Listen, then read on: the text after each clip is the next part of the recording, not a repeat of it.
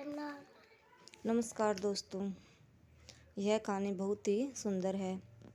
आप इसे सुनेंगे तो भाव विभोर हो जाएंगे। इस कहानी का नाम है सेब का पेड़। एक बार एक जंगल में एक बहुत बड़ा सेब का पेड़ था। एक बच्चा रोज उसके साथ खेलने आया करता था। कभी वह एक डाल पर लटकता, कभी दूसरी डाल पर लटकता, कभी उसके फल तोड़ता, कभी उसके साथ उछल कूद करता। सेब का पेड़ भी उस बच्चे से काफ़ी खुश रहता था। कई साल इस तरह बीत गए। अचानक एक दिन बच्चा कहीं चला गया और फिर लौट के नहीं आया। पेड़ ने उसका काफ़ी इंतजार किया पर वह नहीं आया। अब तो पेड़ उदास हो गया था। काफ़ी साल बाद वह बच्चा फिर से पेड़ के पास आया पर वह अब कुछ बड़ा हो गया था। पेड़ उसे देखकर काफ़ी खुश हुआ और उसे अपने साथ खेलने के लिए कहा। पर बच्चा उदास होते हुए बोला कि अब वह बड़ा हो गया है, अब वह उसके साथ नहीं खेल सकता।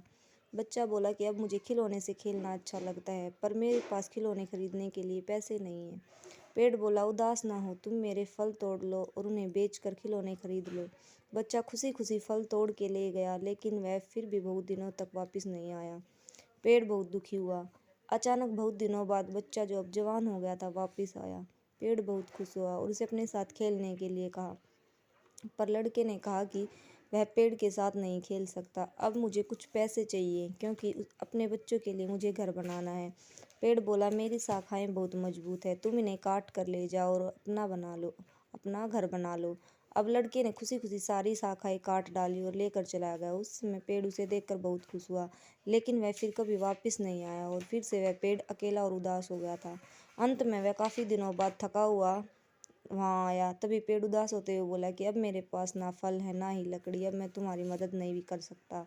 बूढ़ा बोला कि अब उसे कोई सहायता नहीं चाहिए, बस एक जगह चाहिए जहाँ वह बाकी की जिंदगी आराम से गुजार सके।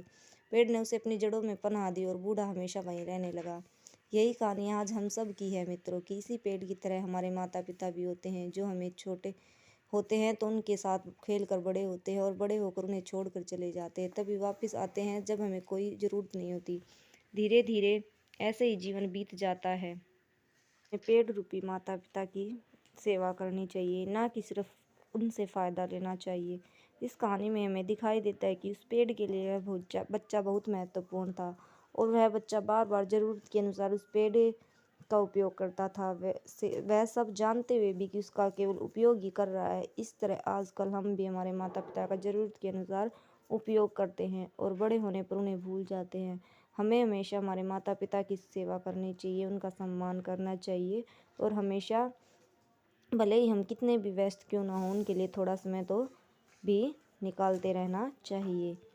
अगर आपको यह कहानी अच्छी लगी हो तो प्लीज़ मेरे चैनल को लाइक शेयर सब्सक्राइब ज़रूर करें। धन्यवाद।